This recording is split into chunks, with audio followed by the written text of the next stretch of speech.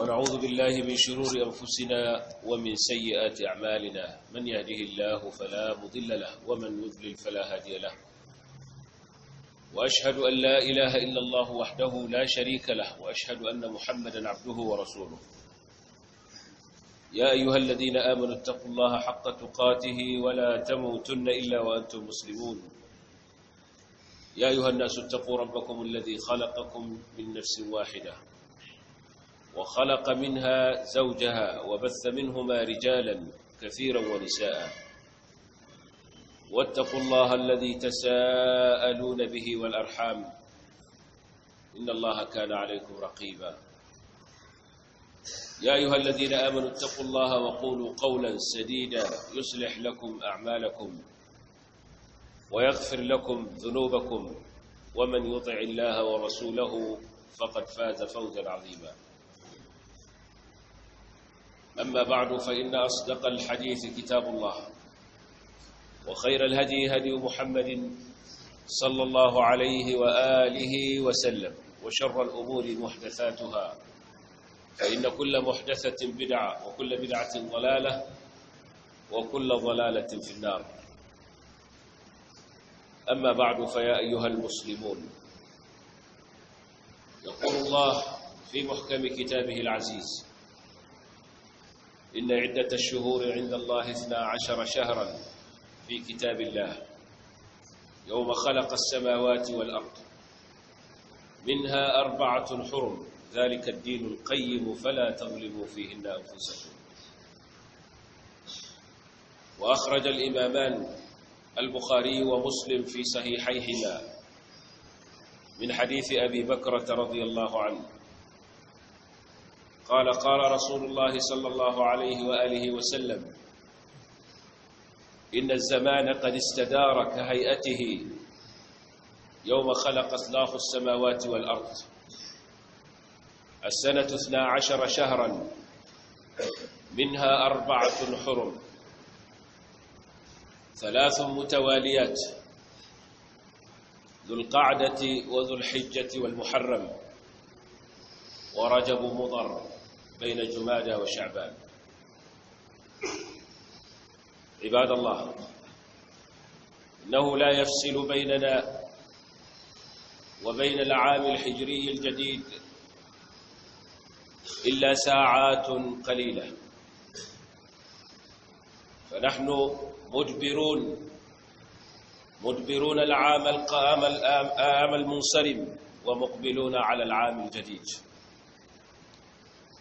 فقد ذهبت تلك الأيام وانصرمت تلك الساعات وهي محملة بأعمالنا بكل أنواعها الأعمال الصالحة وخلاف ذلك فمن حملت تلك الأيام وتلك الشهور من حملت أعماله الصالحة وانصرمت تلك الأيام بأعماله الحسنة فليحمد الله عز وجل على ذلك وليجهدن أن يكون هذا العام الجديد فتحا جديدا له في الأعمال الصالحة ومن حملت تلك الأيام أعماله السيئة وآثاره الخبيثة فلا يلومن إلا نفسه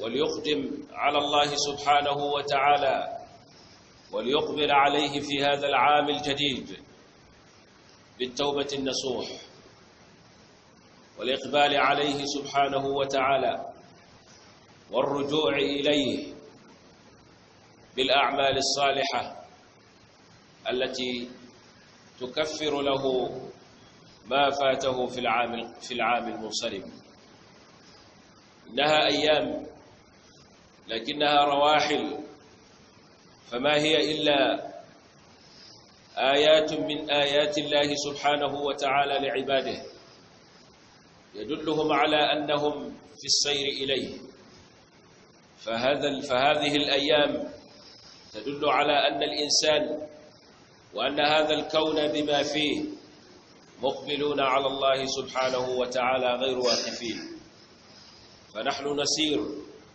وما تلك الأيام إلا جزء منا، إلا بعض منا. يا ابن آدم إنما أنت أيام، كلما ذهب يوم ذهب بعض. عباد الله، لطالما دعا كتاب الله عز وجل عباد الله إلى التدبر في هذه الأيام، في هذه الأوقات، وفي هذه الأيام والشهور والسنين واختلاف الليل والنهار. دعاهم إلى التدبر في ذلك، ونعت المتدبرين المتخذين العبر فيها نعتهم الله سبحانه وتعالى بأنهم أولو الألباب، ونعتهم بأنهم أولو البصيرة، ونعتهم بأنهم قوم يريدون أن يتذكروا ويريدون أن يشكروا الله عز وجل. قال الله تعالى: إن في اختلاف الليل والنهار لآيات لأولي الألباب. وقال تعالى: إن في اختلاف الليل والنهار وما خلق الله في السماوات والأرض لآيات لقوم يتقون.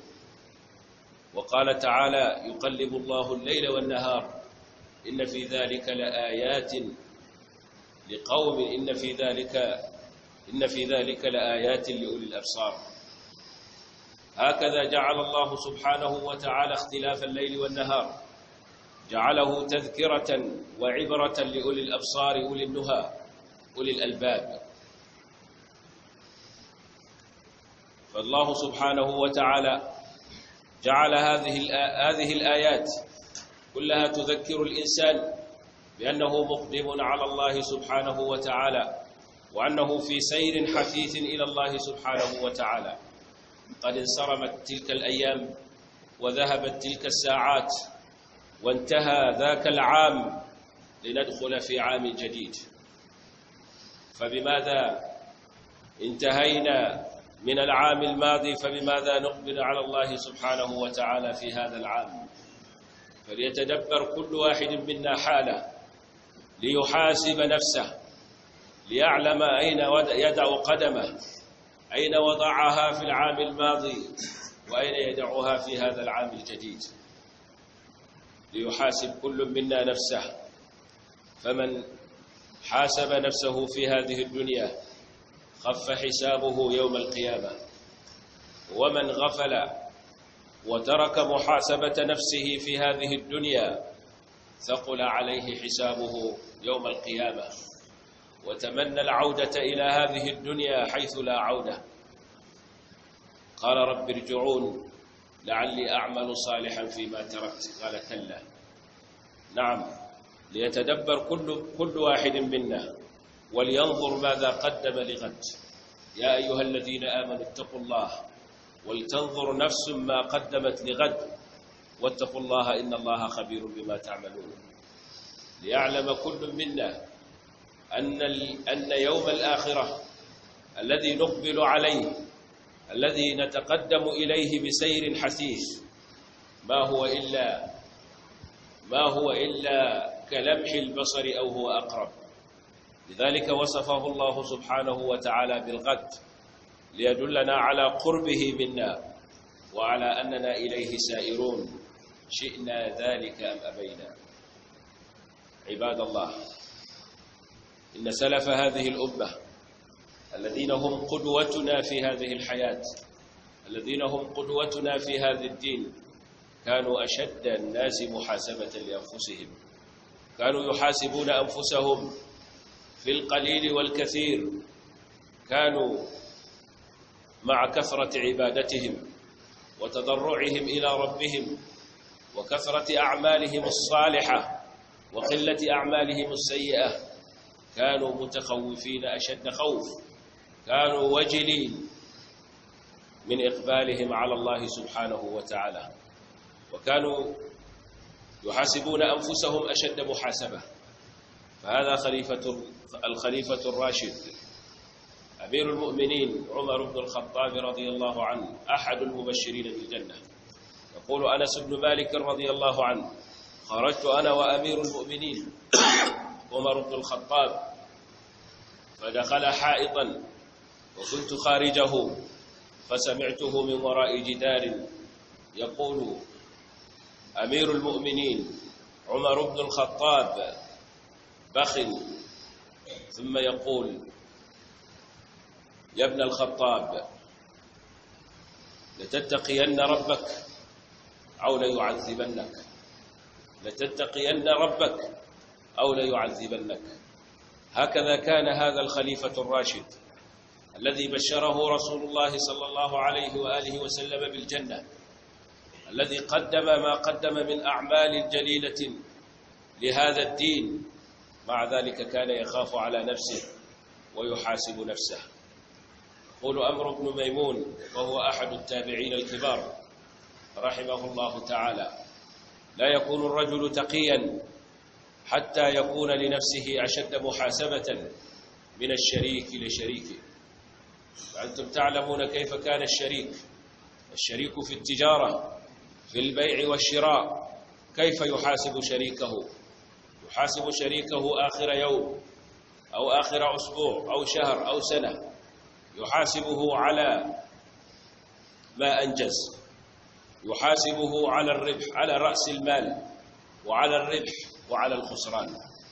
فهكذا يجب أن يكون العبد مع ربه عز وجل، أن يكون العبد مع نفسه يحاسب نفسه قبل أن يحاسب. يقول عمر بن الخطاب رضي الله عنه: حاسبوا أنفسكم قبل أن تحاسبوا، وزنوا أعمالكم قبل أن توزنوا.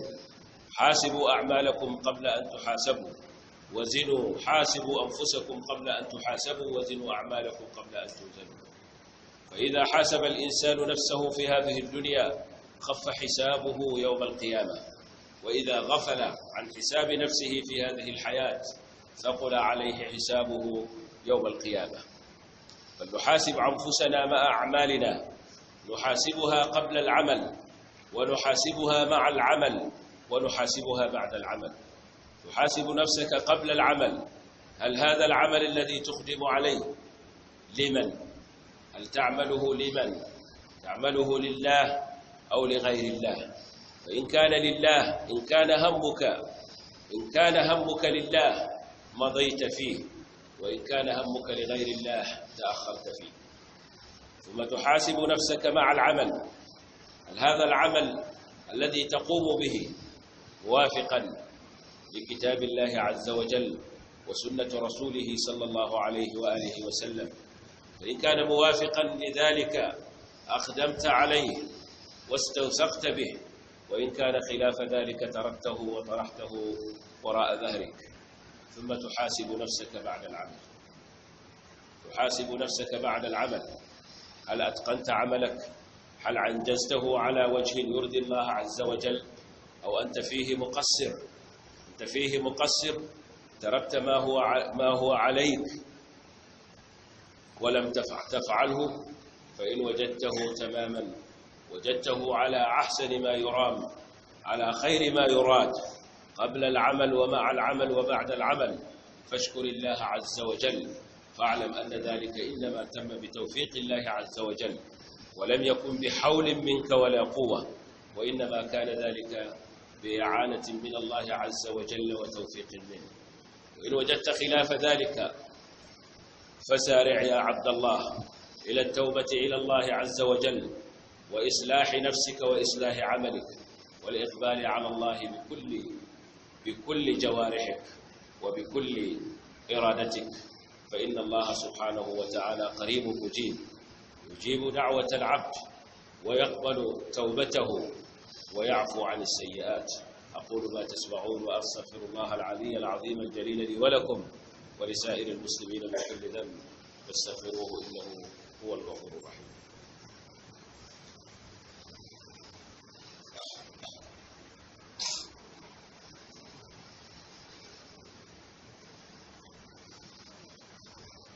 yabo da godiya da kirari sun tabbata ga Allah tsira da aminci su tabbata ga annabin rahma annabi Muhammad sallallahu alaihi wasallam da alayensa da sahabbansa da waɗanda suka bata farkin sa har zuwa tashi alkiyama.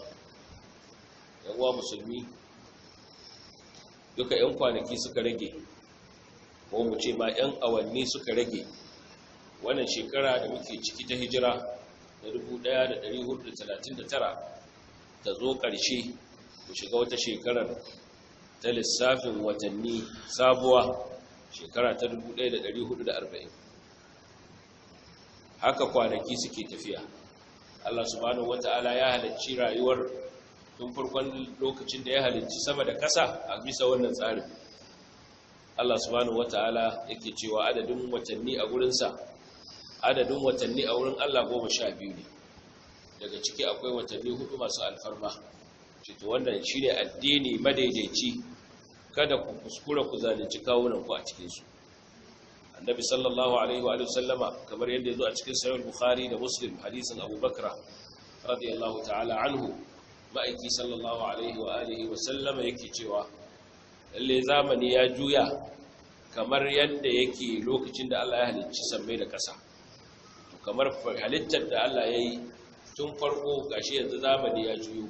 Annabi yana wannan magana ne a watan Zulhijja, a hajjinsa ta bankwana, a hudubarsa ta ƙarshe. Ki cewa gashi zamani ya juyo kamar yadda Allah ya halicce shi tun farko, lokacin da Allah ya halitta sammai da ƙasa.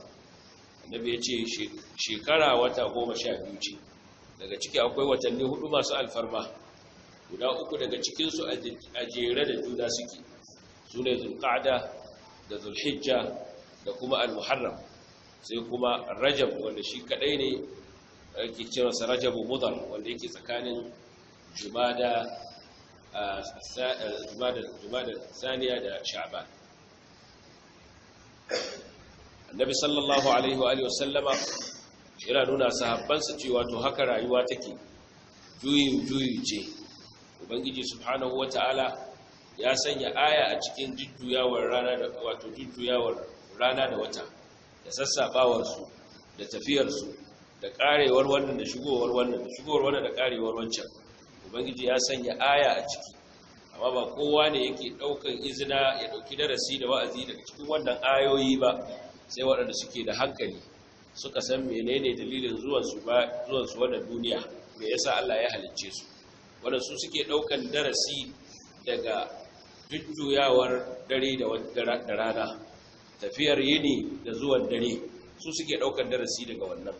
Haka Allah subhanahu wata'ala ya gaya mana, yake cewa lalle a cikin sabawar dare da rana akwai ayoyi ga masu hankula. A wani guri Allah subhanahu wata'ala yake cewa lalle a cikin sassabawar dare da yini da abinda Allah ya halitta a sammai da ƙasa akwai ayoyi ga mutanen da suke da takawa, mutanen da suke kiyaye dokokin Allah subhanahu wata'ala. A wani guri Allah ya ce muna jujjuya ainihin dare da rana. Allah ce lalle a cikin wannan akwai ayoyi ga masu basira. A wani guri Allah subhanahu wata'ala ce wallazi ja'ala ash-shamsa wallazi ja'ala al-layla wan-nahara khilfatan liman arada an yadhakkara aw arada shukura. Shine wanda ya sanya dare da rana suna mayewa juna gurbi, wannan ya tafi wannan yazo, in wannan yazo wannan ya tafi. Allah ce liman arada an yadhakkara, ga wanda yake so ya dauki izina ya wa'azantu, ko yake so ainihin ya gode wa Allah subhanahu wata'ala. Don haka Ubangiji subhanahu wata'ala ya kinsa ayoyinsa ne a cikin wannan, domin mu san cewa rayuwar ba a tsaye muke cak ba, tafiya ce ake ta yi. Kana ƙara tafiya, kana ƙara bankwana da duniyar ka ne, kana fuskantar makomarka ta ƙarshe, wanda dan ita ce aka yi wannan halitta, dan wannan makoma ta ƙarshe, a tantance waɗanda suka yi biyayya ga Allah subhanahu wata'ala da manzanninsa, a yi musu kyakkyawan sakamako, da kuma waɗanda suka bijire, suka ainihin gafala, suka shiga wani abu daban wanda ba shi ne dalilin da Allah ya samar da su a bayan ƙasa ba. Wannan tafiya ake yi, kana ainihin ƙara gaba, kana barin wannan duniya, kana kuma kusantar waccan rana wacce ita ce dahir, ita ce ta gasken, amma wannan rayuwa da muke ciki wasa ne. Saboda haka duk sanda aka ce wani lokaci na rayuwa ya tafi, to abinda yake sanar da kai cewa wani bangaren ka ne ya tafi, kuma ya tafi ba zai taɓa dawowa ba har abada. Ya tafi ɗauke da ayyukan da ka yi a cikinsa. Idan ka yi ayyukan kirki, babu shakka wannan abu ne da za ka yi wa Allah godiya a kansa. Za ka gode wa Allah subhanahu wata'ala a kai, ka kuma jajirce ka zage dantsi don ka ga cewa sauran ranakunka da kwanakinka da shekarun da Allah ya tsaga maka ka ƙarar da su a cikin waɗannan ayyuka da za su samu maka yarda Allah. Idan kuma ka ga abin ba haka ba, ka lissafa ka ga cewa asarar da kai na kwanakinka da shekarunka da yawa, babu shakka wannan abu ne da kai za ka zargi kanka. Idan ka farfado shi ke na sai kai wa kanka hisabi, ka dawo ka gyara abin da ka bata, ka yi ƙoƙari ka cike gurbin da ka bari. Waɗancan kwanaki dai sun riga sun tafi, ba za kuma su sake dawowa ba. Allah yana cewa inna ma hiya a'malukum ya ibadi inna ma hiya a'malukum uhsiha lakum thumma uwaffikum iyyaha faman wajada khayran falyahmadillah waman wajada ghayra dhalika fala yalumanna illa nafsahu. Allah ya ce ya ku bayina, waɗannan ayyukan ku ne kawai da nake lissafa muku su, kuma zan cika muku sakamakon su.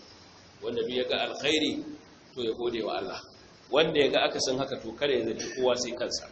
Sawaka mu sani muna ƙara fuskantar wata rayuwa ce wacce za a je, wacce za a bijiro masa duk abin da ya aikata. Yawma tajidu kullu nafsin ma 'amilat min khairin muhtara wa ma 'amilat min su' tawaddu law anna bainaha wa bainahu amadan ba'ida. Lana da kowace rai za ta ga abin da ta aikata an halarto mata da shi, ba abin da za a bari, ba karami ba babba, da wanda suka sani da wanda baka sani ba. Allah zai halarto maka da wannan. A lokacin ne ran da bai yi kyakkyawan ayyuka ba ya ga miyagun ayyukansa a gabansa, zai yi fatan, zai yi burin ina ma ya zan akwai tazara mai nisa tsakaninsa da ayyukansa. Ubangiji subhanahu wata'ala a wannan ranar zai ajiye ma'aunai na gaskiya, babu wata rai da Allah zai zalunta. Ubangiji subhanahu wata'ala ya ce wa nad'u al-mawazin al-qism yawm al-qiyamah wa la tuzlamu nafsun shay'a in kana mithqala habatin min khardalin atayna biha wa kafa bina hasibin. Ubangiji ya ce zai ajiye ma'aunai na adalci, babu wato wata rai da za a zalunta, ba wani rai da za a zalunce shi wani abu a cikin wannan rana, ko da kuwa ƙwayar komayya ne ya aikata, aiki mai kyau ko mara kyau, atayna biha, Allah ce sai mun kawo wannan abu, wa kafa bina hasibin, min isa mu zan masu ainihin hisabi, masu bincike domin tantance mutane na kwarai da waɗanda ba na kwarai ba. Ranar da kowace rai za ta ga abin da aka ta aikata, Allah subhanahu wata'ala ya bujuro mata da shi. Kaga ashe idan muna fuskantar wannan rana, ya kamata ya kasance kullum muna yi wa kanmu hisabi, muna yi wa kanmu bincike, muna ga cewa me muka yi a jiya, me kuma muke nufin yi a yau. Wannan muhasaba, hisabi da zamu yi wa kanmu, shine abin da Allah subhanahu wataala ya kirawo mu da kansa. Ce ya ayyuhal ladina amanu, ce ya ku waɗanda suka yi imani, ku ji tsoron Allah, ku kiyaye dokokinsa. Wal tanzur nafsun ma qaddamat lighad, kowane rai ya dubi abin da yayi domin gobe. Gobe din da Allah yake cewa abin da Allah yake cewa gobe ce ranar alkiyama. Gobe ce yadda ka san gobe da nan tafi babu tantama, to haka ranar alkiyama take. Yadda kasancewa gobe ba jimawa ta za ta zo, dan takaitaccen lokaci ne zaka ji an waye gari goben tayi, to ka sani haka alkiyama take, gobe ce a gurin Allah. Allah ce to kowane rai ya dubi abin da yayi don gobe. Ubangiji ya kirawo mu da sunan imani da sifar imani, ba dan komai ba saboda mai imani shine wanda zai yi haka, shine wanda ya fahimci cewa imanin sa ba wani abu ne kawai da ya zauna a cikin zuciya, dole sai yayi da su an ganshi a cikin gabobinsa. Allah ce to ku masu imani, ku tsaya ku dubi abinda kuka aikata domin gobe, wato ranar ba dadewa za ta yi ta gobe ne. Kalamhil basari aw huwa aqrab, ce kamar kiftawar ido ce ko ma ta fi kiftawar ido.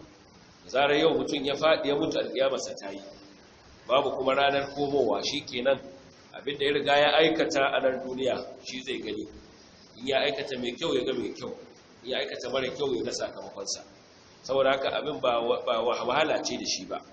Idan ranar da ake tsayawa gaba ga Ubangiji gaba ɗayanmu ba ta zo maka ba, to mutuwa tana kusa da kai, da kowane lokaci tana iya ɗaukan mutum. mutum ya zama mai wa kansa hisabi, yana gode wa Allah bisa ni'imomin da ya masa da kyawawan ayyuka da ya yi, ya gode masa kuma fahimci cewa wannan ba dabararsa bace, ba ƙarfinsa bane, ba iyawarsa bace, ba ƙwarewarsa bace, wani tawfiki ne daga gamkatar da Ubangiji subhanahu wata'ala da ya masa. Wai da yawa waɗanda ba su samu wannan gaban katar ɗin ba, Allah ya yi maka kazan cikin masu ayyuka da ƙwarai, masu gyara halaye, kazan cikin masu taimako, kazan cikin masu kusantar Allah subhanahu wata'ala da kyawawan ayyukansu, to kai wa Allah subhanahu wata'ala godiya akan wannan. Yayin da kuma mutum ya duba ya ga cewa ayyukan da ya yi akwai tasgaro da yawa a ciki, ya bar gibi mai yawa, to ya tsaya yi wa kansa bincike, yi wa kansa hisabi, ya gyara abin da ya kamata ya gyara, ya cika shi abin da ya bari bai cika shi ba, ya aikata abin da ya bari bai aikata ba. Sai na Umar yana cewa ku yi wa kanku hisabi kafin a yi muku, ku auna ayyukanku kafin a zo a auna muku. Yayin da bawa ya yi wa kansa hisabi a nan duniya, to hisabinsa zai zo masa da sauƙi a lahira. Yayin da bawa ya ƙi wa kansa hisabi a nan duniya, ya watsar da al'amarin binciken zuciyarsa, binciken ayyukansa, to ranar da zai tsaya gaba ga Ubangiji hisabi zai masa tsanani, wanda kuma wannan tsanani ba abu ne da mutum zai iya fidda kansa da sauƙi a cikinsa ba. Saboda haka sai da Umar yake cewa ku yi wa kanku hisabi kafin a zo yi muku hisabi, ku auna ayyukanku da kanku kafin a zo a auna ku. Don haka mutum ya zama bincike a cikin ayyukansa duka, mutum ya binciki kansa, ya binciki aikinsa kafin ya aikata, da lokacin da yake aikatawa da bayan ya aikata. Mutum ya binciki aikinsa da zai aikata, don me zai yi wannan aikin, zai yi shi don Allah ne, ko zai yi shi don a yabe shi, ko don wani abu da yake sa rai zai samu, ko don tsoron wani, ko don sha'awar wani abu da ya gani na duniya, ya sa yake ganin idan ya yi wannan zai samu, ya duba ya gani don me zai yi wannan aikin. Shi da abin da malamai suka ci al-muhasabatu qabla al-amal, yawa kanka bincike kafin ka aikata aikin da kake niyyar aikatawa. Wai aikin nan da zaka yi dan wa zaka yi shi? Zaka yi shi ne dan kana son mutane su yaba maka, dan su ce ka iya, dan a buga a jaridu, dan a faɗa a kafofin watsa labarai, dan inda aka zauna a yi hirarka, wannan zai sa ka yi aikin haka zuciyarka take nuna maka, ko ko aka za ka yi dan Allah ne? Idan za ka yi dan Allah ne, to yi kanka gaba gadi, kakka ji haufin komai, Ubangiji ba zai tozarta aikinka ba. Amma yayin da kasancewa za ka yi ne don wata manufa ba Allah ba, to yi sauri ka ja da baya, ka dakata, ka yaƙi zuciyarka, ka gyara niyyarka.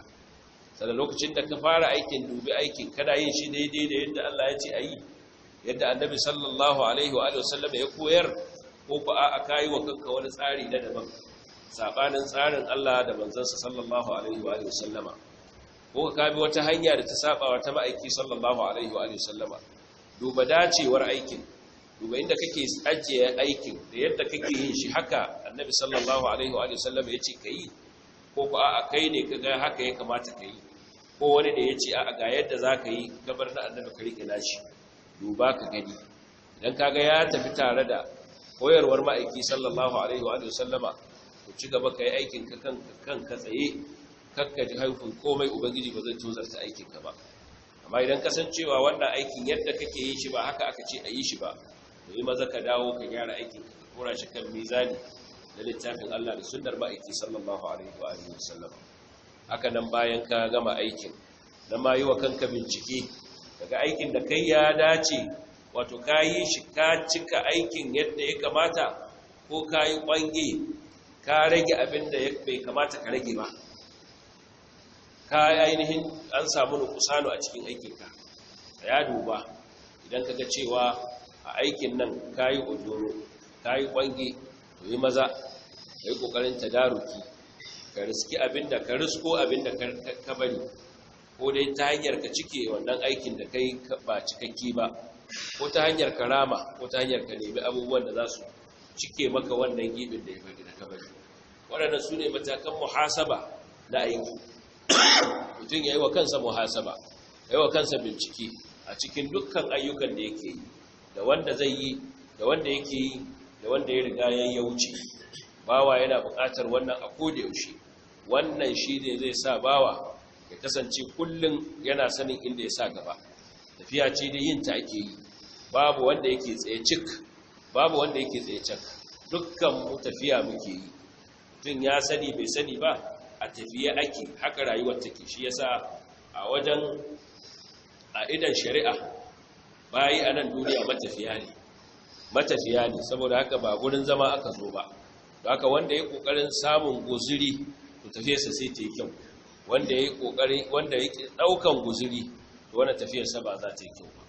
Bayan Allah na kwarai kullum suna rena ayyukansu, ba sa rutuwa da ayyukansu na kwarai, ko da kuwa sun samu wani gata daga Ubangiji mai girma, sukan ɗauki ayyukansu na kwarai ɗin nan har yanzu ba su kai matakin da ya kamata su kai ba. Duba mu ga sayyidina Umar, wanda shine khalifan manzon Allah sallallahu alaihi wa sallama na biyu, kuma ɗaya daga cikin mutanen da Annabi sallallahu alaihi wa sallam ya musu albishir da aljanna suna raye. Mu duba kamar da Anas dan Malik yake cewa ta rana mun fita da sayyidina Umar ya shiga cikin wani lambu, ina waje ta bayan katanga, sai na ji shi yana cewa Umar dan Khattab kai ne amirul mu'minin, madalla. Wato yana yi wa kansa da kansa irin wannan magana, ce yanzu kai ne sarkin mu'minai, lalle madalla. Kitu lalle ya kai dan Khattab, ya ibn al-Khattab, ya kai dan Khattab, la tattaqiyanna rabbak aw la yu'adhibannak. Ko dai ka ji tsoron ubangijinka kai ka bi dokokinsa, ko kuma ya azabta ka. Wato shi da kansa yana yi wa kansa irin wannan fadakarwa da irin wannan jan kunni, saboda dan adam dauke ke da annafsul ammaratu bisu. Annafsul ammaratu bisu wato ran da yake yawan wartarsa da munanan ayyuka. Haka muna buƙatar har kullum mu rika yi wa kanmu hisabi. Rayuwa ta zama abin da ta zama, duniya ita ce wato ta buɗe wa mutane ido, ba babba ba yaro, ba tsoho ba matashi, ba namiji ba mace, kowa ka gani duniya ce kawai a gabansa. Har an manta ma da ranar lahira, har an manta akwai wata ranar tsayuwa gaba ga Allah subhanahu wata'ala.